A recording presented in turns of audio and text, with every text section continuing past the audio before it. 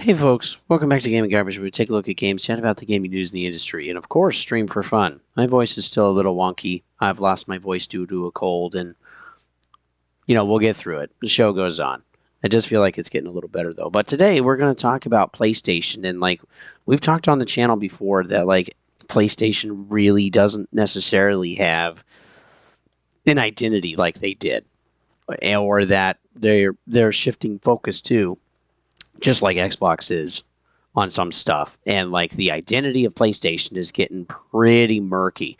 And there's a lot of people that are actually upset at this point, and this is why. And it's not just this. I mean, I think the other thing that I'll talk about is going to become more clear toward the end here. But let's talk about Helldivers coming over to Xbox. So this is Microsoft's website. This is August 26, 2025. This is roughly 18 months after launch last year. And yeah, Helldivers is going to be coming. Now I'm excited. I'm gonna play it, and hopefully, I'm sure there's going to be some PlayStation folks that are going to be upset for a while and go after Xbox players. And hey, if you have to do that to get your anger out, I guess, hey, go for it. I can be your target. That's fine. Usually, adults just kind of deal with their stuff. But I think most PlayStation players are going to be totally fine with it because, again, games are games, and we're players regardless of what platform we're on, and we just want to play our games. But the thing that I thought was really interesting here is that this was a decision directly by themselves to actually get Helldivers onto Xbox because they own the IP. Now, Arrowhead is a third-party developer. They don't own the studio, but the deal that they've made, the money that they've been using to make the game is Sony's money. And the thing that I think is interesting too is that Nexus software, well, they're used as a port ultimately. And so Nexus they've been around for a really long time, since '99. But they're a subsidiary of PlayStation, and they were bought and paid for in 2021. And their whole focus is, design, development, and porting right there. Porting over games. Now, they've been porting over games since they were bought by PlayStation. And one of the first ones they ported over let's see. I want to say it was God of War, the reboot, 2018. And they've been porting over PC games. But for some fanboys, the focus hasn't been, which again, I don't believe is the majority of PlayStation players. I think most PlayStation players are excited, but they feel hurt and wounded just like Xbox players did when Xbox started putting their exclusives over to PlayStation. So again, this is just in the reverse, but ultimately this was going to happen at some point. But yeah, Nexus has been porting their games over, and they've been porting, and it used to be, 3 or 4 years after the initial release, and then it was, 2 years or 3 years, and now it's 18 months to 12 months. It's very, very quick. And some stuff is even day and date, like Lego Horizon Adventures. So, regardless of what it is. And then a weird move, too, by Sony is that they're taking some of their IPs. They're not even developing them themselves. They're just taking Hot Shots Golf and Patapon and putting them over at Nintendo. And they've also been taking whatever can actually play and porting it over to Nintendo as well. And I'm sure there's more games in the works for also the Switch, too. And even during the SIE meeting that we had 2 or 3 weeks ago for Sony Interactive Entertainment, they said, both Holst and the head of SIE, I forget his name, Toshido? Anyway, saying that, they have a multi-platform strategy. Now, since it wasn't coming to Xbox, fanboys haven't had the issue, but now that Helldivers, that this is again a direct decision to use their own first-party studio to make a port and to publish it over on Xbox, this is really freaking some of the players out. And it's a mess. Some of them, too, we're seeing posts that they're selling all of their PlayStation stuff, all their PS5, and they're also coming out saying they're not going to buy the PS6. They're basically going to go over to Steam, or they're just going to stick with their old games. But like, I want to talk too about like PlayStation is now and has been losing its identity. And the whole point of branding, unfortunately, is to shape customers' perceptions and decision making. Again, the whole point of a brand, whether it's like Adidas or Under Armour or BMW or whatever else, is that their thing, that product or service is the cool thing. It's not actually that they're providing value or giving you utility compared to their competitors. They're making you just feel special by their branding power, by their premium experience to actually get you to buy stuff. This is the same thing too with Apple in a lot of cases today, and with other brands as well. And I honestly, personally hate it if they don't actually provide something to me as a customer. I don't care how special they think they are.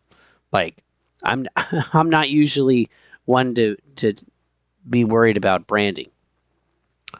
Uh, but yeah, the thing that's frustrating is that they're, playing into humans' natural desire for love, power, emotional security, and ego gratification, all of which are subconscious and can be tapped into by emotionally triggered marketing. Again, the whole thing, this whole time, folks, seriously has been manipulation. And this is not just a Sony thing. This is pretty much every single company. This is really what marketing is for, is to get you emotionally engaged so you can shut off your brain so that you can just buy their product and feel good about it. But the thing that they used to be really good at is having their own IPs. Of course, this is not a perfect list, but this is just some examples. But like Folklore, probably most of us don't even remember that one for PlayStation 3. And I'm not talking just PlayStation 3. There's also stuff on PlayStation 1 or PlayStation 2 that we also don't see anymore either, which is crazy. But like Haze is another one. Like, again, most of us probably haven't even played that, don't even know what that is. Another one I really wish they would bring back is Killzone. Heavenly Sword is another one. Man, with the technology today, this could be great. That could be wonderful. Ratchet and Clank, they still support, but again, we haven't had one since Rift Apart, which was 2019. It's been a while since we've had a game from them. Little Big Planet is another one. Again, it's just not something that they support. It's not something they're bringing back. Infamous, again, they've had some wonderful IPs, and it's crazy that ultimately they're not bringing them over. And like Metal Gear Solid, this used to be an individual port too until Bandai Namco was like, no, we're going to put this over in some other places. And like, I'm glad that we're getting Metal Gear Solid 3 Delta, which is Metal Gear Solid 3 Remake. And we're going to be showing it here on the channel to see what it's like. But I think it's also a test. We also got some ports of Volume 1 of Metal Gear Solid 1, 2, and 3, which were not good ports in my opinion. But again, they did make those ports. They did make that collection, and they sold it. So yeah, if you find it, if you're interested, you can I would say probably pick that up for $30. That's probably about all it's worth. Maybe 35 if you really want it. But this whole thing of exclusivity has been a mess. And then with the PlayStation 4, a lot of it was timed exclusivity or paying for the third party to be exclusive. And this is partly what I think killed Xbox One, is that they couldn't actually get games over. People complain about Xbox not having games. And while that was also somewhat of a first-party issue, of course, it was also the fact that they couldn't get third parties to come over and put their games over there because Sony kept buying them up. They weren't allowing the exclusivity to go over. And this wasn't just games. This was also like DLCs and content, pre-order bonuses, all of this stuff. Like Destiny is a really good example of that. But the next thing that I want to talk about is this does not just stop with the identity being really muddied with PlayStation 4 like it was from PlayStation 3, or being muddied in PlayStation 5 with now Helldivers, purposefully choosing to put Helldivers 2 on Xbox. It's now also PSSR. So we know that, and I was absolutely wrong about this. And I do think the original idea was to keep PSSR, but now it's being replaced. And this hasn't been talked about much either. So AMD and Sony collaborated together to create Project Amethyst. They called it the Amethyst Initiative. And this basically gave AMD FSR 4, which is their upscaler, FSR. And then it was also to help create PSSR 2.0. And this is ultimately what I want to read right here. This is from Mike Cerny. Our target is to have something. Here, let me do it this way.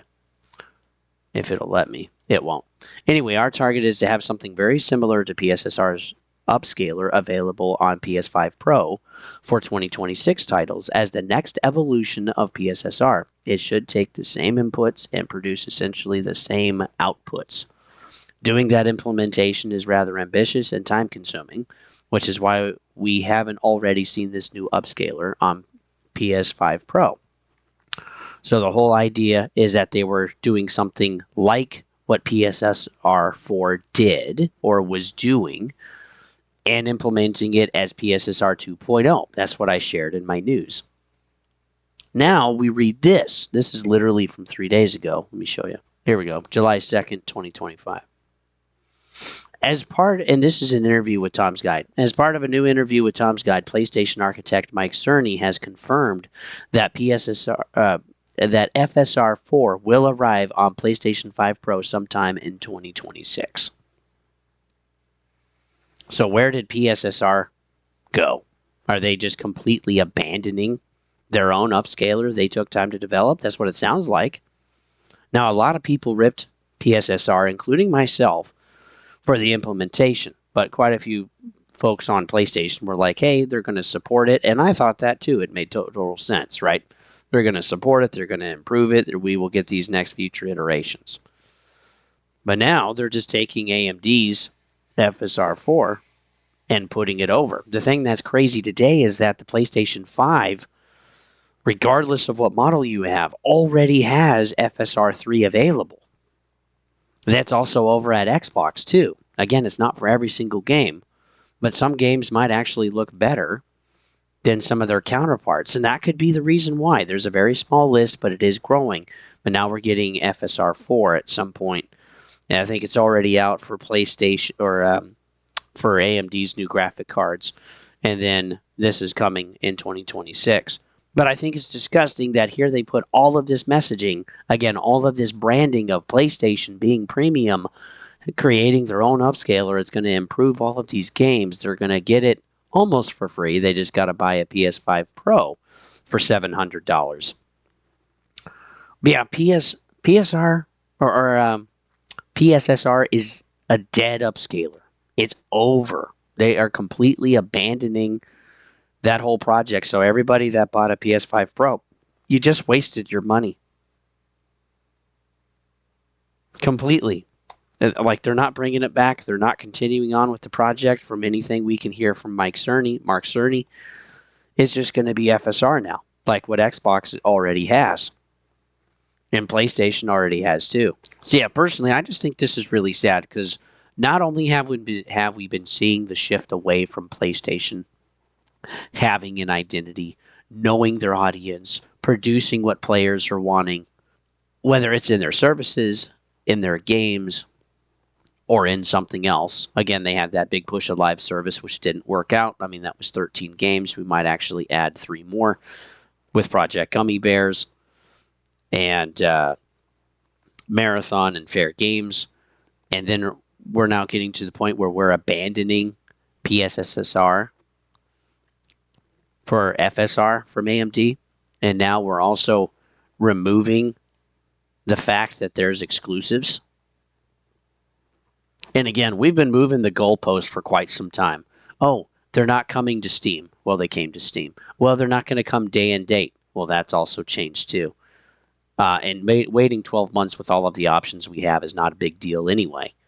That's pretty easy, to be honest. The amount of exclusives that Xbox is actually getting this year of Sony exclusives is kind of insane because we're getting Black Myth Wukong. We're also getting Silent Hill 2 this year. And then we're also getting Metal Gear Solid Delta this year. And then we're also getting Helldivers 2. And again, all of these used to be just exclusive IPs. when stuff went over to Nintendo, oh, that's not a big deal. As long as it does not go to Xbox, I don't know why you hate us so much, but I still love you anyway. But now what? Like, the literal mind of Sony fans are breaking at this point. And again, we've been trying to tell you for a while, channels long before mine even started, is that Sony is screwing you guys over. And ultimately, the whole branding messaging, it's been lost. This is why I say Sony doesn't, or PlayStation doesn't have an identity, and then they're abandoning their upscaler. So yeah, this is brutal, folks. And yeah, regardless of what side you're on, just enjoy video games. We're all players. And hopefully I can see some of you guys on the field and Helldivers too, and we can just be players and we can just play together. Destroy those bugs and the Illuminate and the robots too. Just take them all down. Let's just have a good experience. Because yeah, branding power, eventually it doesn't work. They eventually have to change and shift stuff because the market shifts and they have to change things from what they've been saying in the past. And Sony is a great example of that. PlayStation has completely shifted into something else. And there is no more moving the goalpost to say, oh, this is still Sony. No, you guys have been in denial for a long time, and hopefully none of you still are. But, we'll see. And if you want to continue to play on PlayStation, keep your digital library. That's where your friends are. That's perfectly okay. Go ahead and do that. I'm not damning anybody for wanting to do that. My library is on Xbox, but I got to see this with the PlayStation 4. Some of their messaging shifting, some of their first-party IPs that they weren't focusing on. And it's like, I don't want a PlayStation 5. And then, too, we've just had kind of a lot of remasters. And then a lot of the third-party publishers that gave Sony exclusives, they're like, nope, we're not doing this anymore. This includes Capcom and Square Enix, and those are pretty big. And now even they're using their own Studio Nexus to port over their IPs that they own and are in control of. And we even talked about this, too, when MLB The Show. A lot of people say, oh, well, PlayStation had to. No, PlayStation sold the publishing rights to the developer. And then the developer said, hey, we're going to put our games everywhere. Of course, Sony knew they were going to do that. It's the same thing with Death Stranding. Fun game, by the way. I love Death Stranding 1. And I know we're also going to get Death Stranding 2 on Xbox. Because, again, the publishing rights for the IP are no longer owned by PlayStation. And it's really weird seeing the Decima engine at the beginning credits because that's an entirely funded PlayStation engine. That's not even supposed to be over at Xbox. But again, their whole thing is changing and shifting. It's been slow. So PlayStation folks haven't seen it necessarily or don't want to see it. But it's been slow enough. But it's like this thing with Helldivers 2 has completely changed everything. And Kojima Productions, again, with Death Stranding 2, they own the publishing rights. Kojima has agreed for a probably timed exclusivity deal, but it's probably coming in a year. So we can expect that in 2026. Guys, the exclusivity console war is over. It is completely over, and I'm happy and excited for it because this has been some BS back and forth since I was in 8th grade. It has been forever. That was in the early 2000s, by the way. It's been nuts. And I'm just ready for us to be players and gamers and have a good time together in our games. But I don't think we can really say that PlayStation isn't going to keep going toward making more money. And that's where all of this has been going anyway. The omni-platform. Your box doesn't matter. Your platform doesn't matter. You can basically play the games that you want.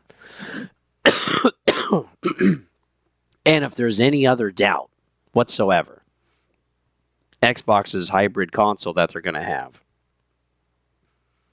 is going to get rid of the loophole. It's going to be a loophole anyway to exclusivity on PlayStation. And the only true exclusive that we're going to have is Nintendo. And I don't even think they can continue to do that, but that's for another video.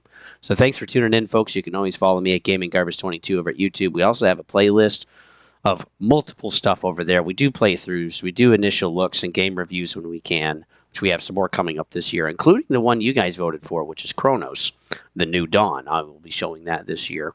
And then, yeah, we're also going to take a look at Helldivers. We're probably going to take a look also at Black Myth Wukong, and we're going to take a look at Metal Gear Solid 3. And I have a third kid coming in September. So things are going to be very busy. I will keep you guys up to date. And whenever I have time, I will continue to still focus on the channel. And eventually things will return back to normal. But yeah, it is going to be pretty busy pretty quickly here on this side of the country. Also, too, you can follow me at Twitch if you'd like, at Don't Tread on Thee. And also, too, that's, yeah, if you'd like, that's my gamer tag. Because, yeah, Helldivers is coming, baby. ODST is dropping in, and I'm stoked. And so with that, folks, I'll see you guys on the next one.